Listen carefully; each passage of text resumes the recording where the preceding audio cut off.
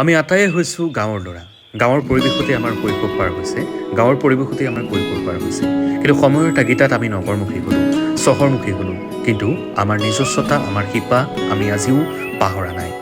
বিভিন্নজনে ক'ব বিচৰা কংক্ৰিটৰ মহানগৰী অভিজাত চহৰখনত আমি কিছু গ্ৰাম্য পৰিৱেশ ৰচনা কৰিবৰ বাবে চেষ্টা কৰিলোঁ।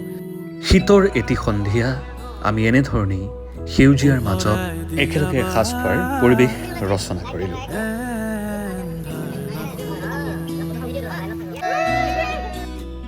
সঁচাকৈয়ে এক নিৰ্ভেজাল পৰিৱেশ আৰু এনেধৰণৰ পৰিৱেশবোৰ আমাৰ বন্ধুৰ মাজত আমি প্ৰায়েই ৰচনা কৰিবৰ কাৰণে চেষ্টা কৰোঁ। এয়া আমাৰ গীত, নমস্কাৰ। এয়া আমাৰ অনন্ত, নমস্কাৰ। এয়া আমাৰ ডাঙৰ নেত্ৰ, ঠিকে আছে, আমাৰ লগৰে একো নাই একো নাই, আমি তাক লৈ থাকোঁ, বেলেগ কথা এইটো।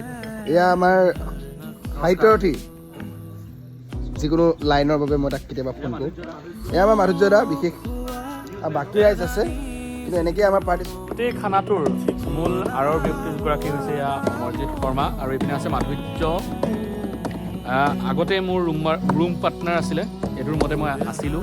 আৰু এটা পৰিৱেশ, এইটো পৰিৱেশ আচলতে নিশ্চয়কৈ আপোনালোকে দেখিব পাৰে, কেৱল সেউজীয়া ৰাতি হৈছে কাৰণে কিছু পৰিৱেশটো দেখিব পৰা হোৱা নাই।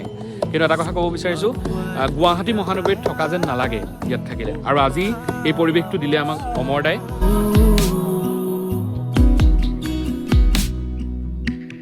পোহৰাই দিয়াবা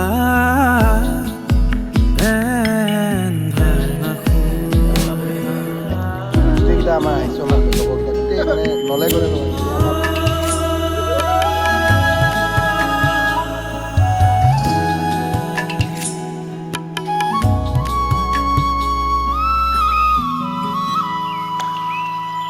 দিশে দিশে নতুনৰ আবাহন,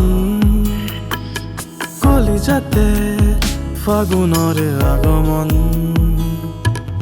দিশে দিশে নতুনৰ আবাহন, কলিজাতে ফাগুনৰ আগমন। বতাহৰে গানে আনে বতৰাই তোমাৰ মাততে জোনাক।